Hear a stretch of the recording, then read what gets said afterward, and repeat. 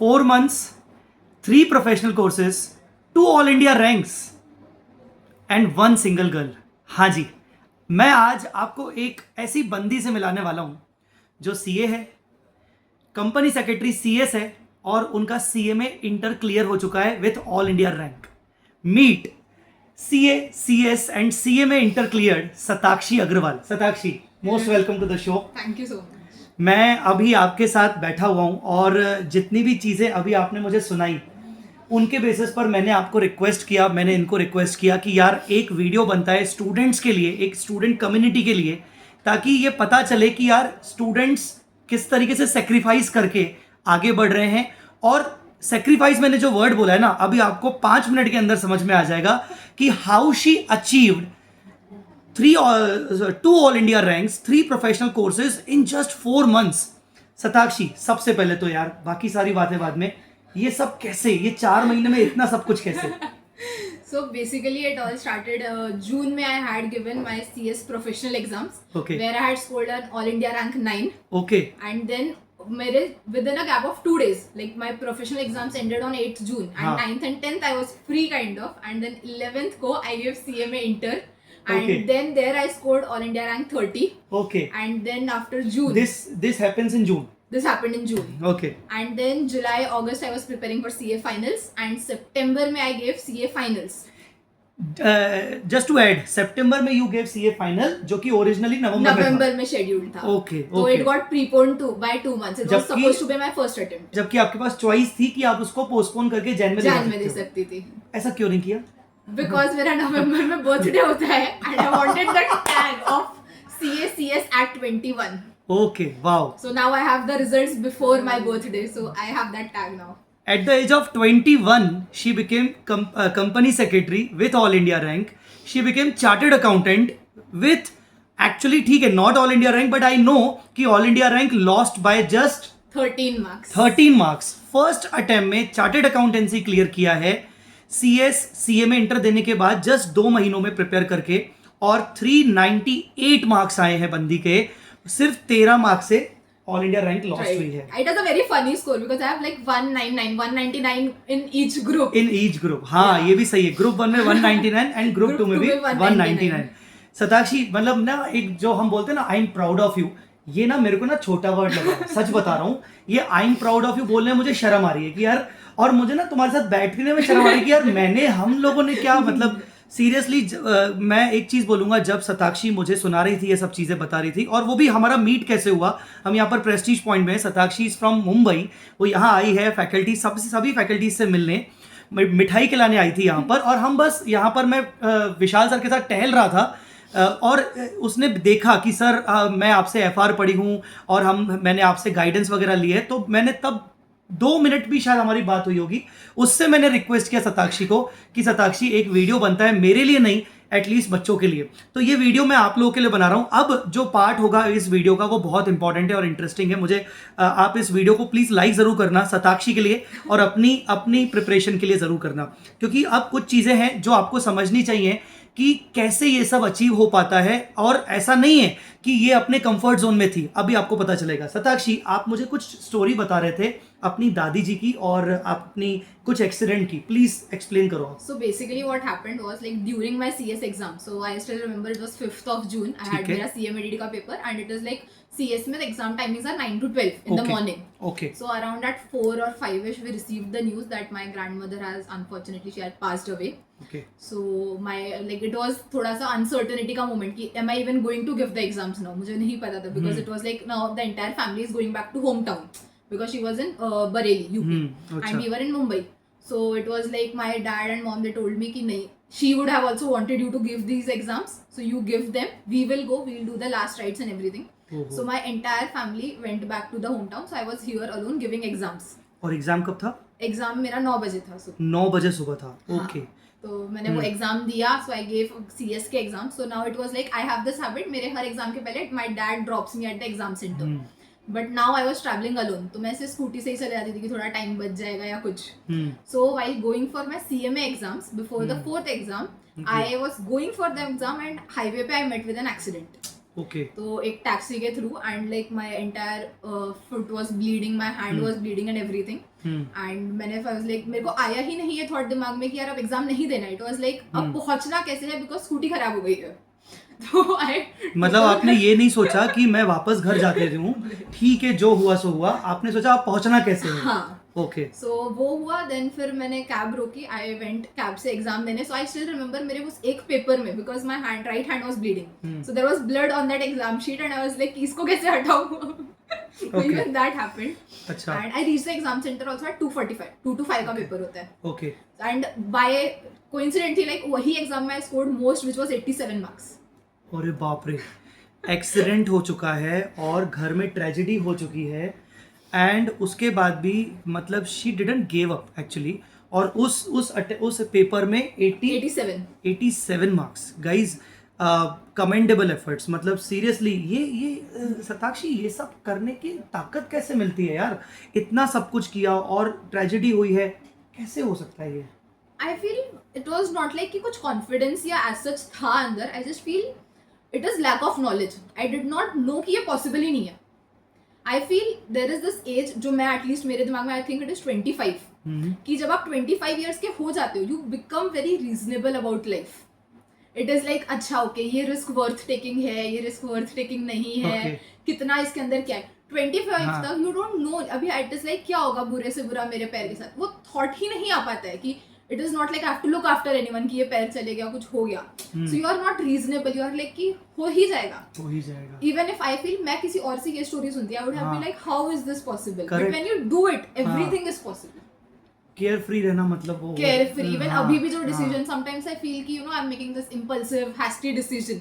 Is it. मैंने मेरे घर पे बताया ही नहीं था वो एग्जाम जाते टाइम पे because they would have not allowed me because my parents are about 25 so they are reasonable कि this is not possible.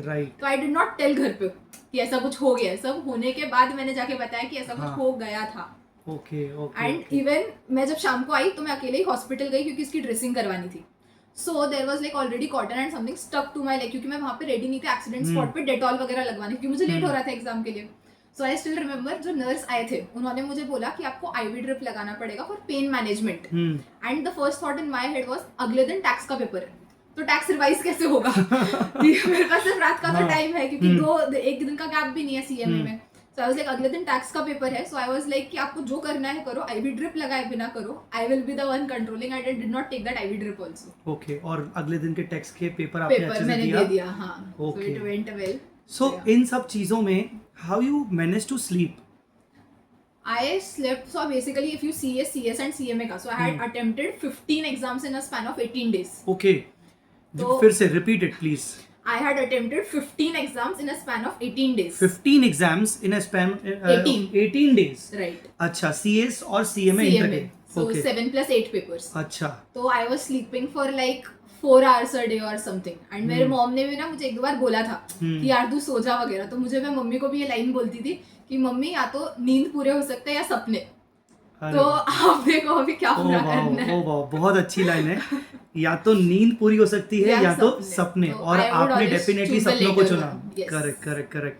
Guys seriously बोल रहा हूँ मतलब यही रीज़न था ये वीडियो बनाने का. आई होप आपको ये चीज़ हिट करी होगी कि हाँ सपने अगर ज़रूरी है नींद से ज़्यादा तो वो नींद को सेक्रीफाइस करना ज़रूरी है. रही बात मैं आपको बताऊँ सताक्षी की 398 marks in CA final. 13 marks से उनकी रैंक रह गई. FR इन्होंने पढ़ा, क्लासेस ली मुझसे और मुझे नहीं पता था कि ये मेरी स्टूडेंट है. वो तो जस्ट हम टकरा गए एंड मैंने जस्ट पूछा ठीक है FR आपने पढ़ा कितने मार्क्स आए. 71 मार्क्स आए FR में. उसके लिए भी मुझे बहुत ज़्यादा प्राउड फीलिंग है. सो सताक्षी मुझे बहुत अच्छा लग रहा है कि किस तरीके से आपने चीज़ें की. आपने एक छोटी सी कहानी मुझे FR की भी बताई थी बात करते करते. वो क्या था मॉक टेस्ट वाली? सो बेसिकली वही मेरे पास बहुत कम टाइम था. आफ्टर जून पूरा चला गया, जुलाई अगस्त. But I have been someone day one से even from my CA foundation का एग्जाम बीन वेरी क्लियर कि यार मॉक टेस्ट लिखना इंपॉर्टेंट है. ओके. एंड वो mock test I have been someone I trust ICI only. ठीक है. कि तो मैं ICI के ही जो दोनों मॉक टेस्ट आते हैं मैं हर अटेम्प्ट मेरा CA foundation inter final I was like ये दोनों मॉक टेस्ट लिखने हैं जी. सो मैंने मेरे जब एग्जाम में अगस्त में क्या करती थी कि वही वन डे के गैप पे ऑल मॉक्स में लिख के देखती थी. First mock would be exam के सीक्वेंस में FRA FM audit. Second mock ना मैं उल्टा लिखती थी कि FR का एग्जाम के पास पढ़े. अच्छा. सो मेरे ना सारे मॉक्स हो गए थे, बट वही given time and everything 3rd September was FR का पेपर, एंड 3rd सितंबर तक मेरा एफआर का सेकंड मॉक मैंने लिख ही नहीं पाई थी, मेरी अच्छा। प्रिपरेशन जिस तरीके से चल रही थी। Okay so I still remember it was around रात को 2 बज गए थे, एंड मैं उसके पहले वाली रात सोई नहीं थी क्योंकि मेरा एफआर का बहुत ज्यादा सिलेबस बचा हुआ था। और अगले दिन पेपर था। अगले दिन 3rd को पेपर था, so second night also I hadn't slept as such. So मेरे क्योंकि एफआर का syllabus is very very vast, बहुत ज्यादा है, तो मेरे को रिविजन चल रहा था, and around 2 o'clock my eyes were also थोड़ा रेड वगैरह, तो आई रिमेंबर मॉम आए कमरे में एंड शी वाज लाइक अभी सो जा। तो मैंने उनको तो बोल भी दिया हाँ I will sleep, she went, and मेरे दिमाग में कहीं ना कहीं वो सेटिस्फैक्शन नहीं था कि यार मॉक 2 लिखा नहीं है। अच्छा। तो मैंने रात को 3 बजे से लेकर 6 बजे तक आई अटेम्प्टेड एफआर मॉक 2। ओहो। फिर 6:30 आई थोड़ा सा स्लेप्ट, एंड फिर 12 बजे उठ के मैं एग्जाम देने गई थी। तो आई फील वो मॉक का, बिकॉज अगर मेरा यहाँ पर 1-2 मार्क आगे पीछे होता है एफआर का, आई would have always had that regret कि यार काश वो मॉक 2 लिख लिया मॉक 2 लिख लिया होता, right.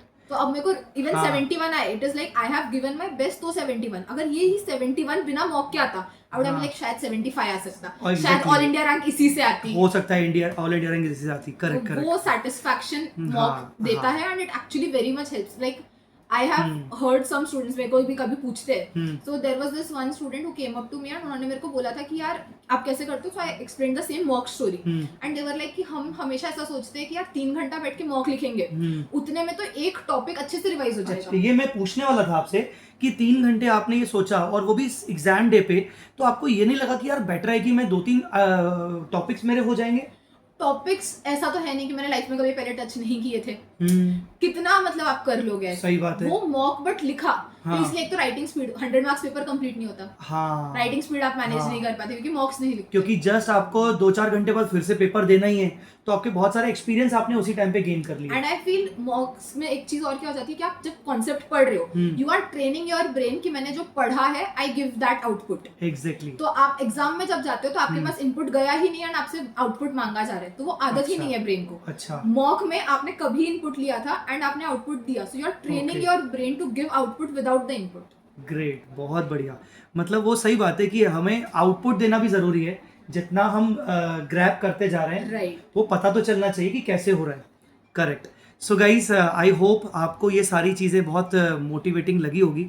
Satakshi, what is your message being a chartered accountant now, CS professional with all India rank, CA में inter cleared with all India rank at the age of 21, what is your message to your colleagues, to your friends, या जो भी ये video सुन रहे हैं, जो prepare कर रहे हैं, कोई भी कोर्स प्रिपेयर कर रहे हैं, तो उनके लिए क्या मैसेज देना चाह रहे हो?